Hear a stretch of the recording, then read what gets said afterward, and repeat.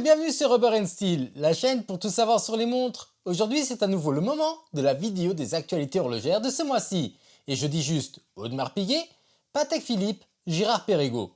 Donc petit café ou petit thé et c'est parti pour rentrer au cœur de l'horlogerie.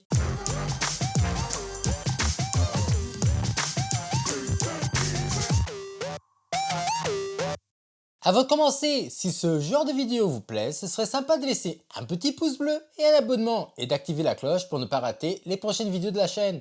C'est gratuit et c'est comme ça que vous pouvez nous aider à évoluer, puisque sans vous, la chaîne n'existe pas.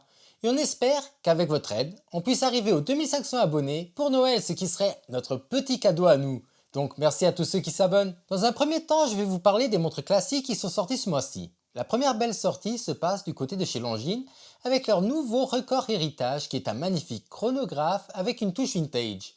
Niveau spécificité, la montre a un diamètre de 40 mm pour une épaisseur de 13,8 mm. Elle existe avec ce bracelet cuir ou encore avec un bracelet métal. Petit point négatif, c'est que la montre n'est étanche qu'à 30 mètres de profondeur. Niveau réserve de marche, on est à 59 heures. Niveau prix, elle est affichée à 3140 €, ce qui n'est pas donné. Mais bon, ça reste un chrono automatique, donc le prix peut se justifier. Encore dans les montres classiques, on a Grand Seiko qui a sorti deux nouvelles montres pour leur collection automne, l'une en rouge et l'autre en bras jaune, qui sont très belles. Ces deux modèles sont des montres mécaniques à remontage manuel et le mouvement donne à la montre une réserve de marche de 72 heures et d'ailleurs le fond de boîtier de cette montre est transparente et donc il est possible d'admirer le mouvement de celle-ci. Prix de la bête, 4800 €. On en a fini avec les montres classiques et on va pouvoir passer au reste et on va commencer chez Nomos qui a sorti sa première montre qui fait sport. Et sérieusement moi qui n'aime pas la marque à la base parce que je trouve que les designs manquent de caractère, j'ai été positivement surpris en découvrant ces deux modèles. Les deux modèles viennent sur bracelet acier et existent en deux versions de cadrans différents, l'une à couleur verte et l'autre bleue, qui ont vraiment l'air très belles. Diamètre 37 mm pour une épaisseur de 8,3, ce qui en fait une montre qui peut être portée par une grande variété de tailles de poignet. En plus de ça, la montre est étanche à 200 mètres et tout ça pour 2480 €. De son côté, Baume & Mercier a sorti une nouvelle Rivera avec face de lune qui est vraiment sympa à voir. Point négatif de cette montre, pour commencer, c'est sa taille, puisque la montre affiche un diamètre de 43 mm, ce qui est tout simplement énorme.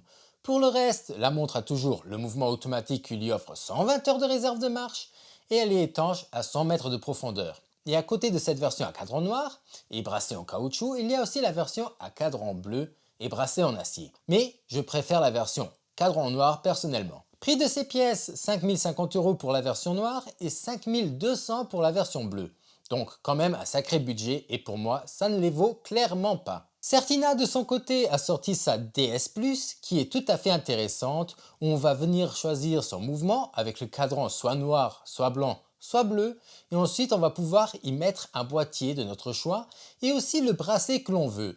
Et ce qu'il y a de cool, c'est qu'on peut acheter des kits et changer toute la montre comme bon nous semble. Le prix va lui du coup varier dépendant de la configuration que l'on va choisir et d'après ce que j'ai pu voir, on va avoir une fourchette de prix qui va aller des 800 € jusqu'à atteindre presque les 1000 €. Du côté de chez Girard Perregaux, on a une super nouvelle puisque la collection Laureato va s'agrandir en y rajoutant à nouveau une version en 38 mm de diamètre. Version qu'ils avaient enlevée de leur collection il y a 2 ans de ça. La montre a un super cadran et aiguille des secondes dorées qui donne à la montre un look fou. Épaisseur de la bête 10 mm et elle est résistante à 100 mètres de profondeur.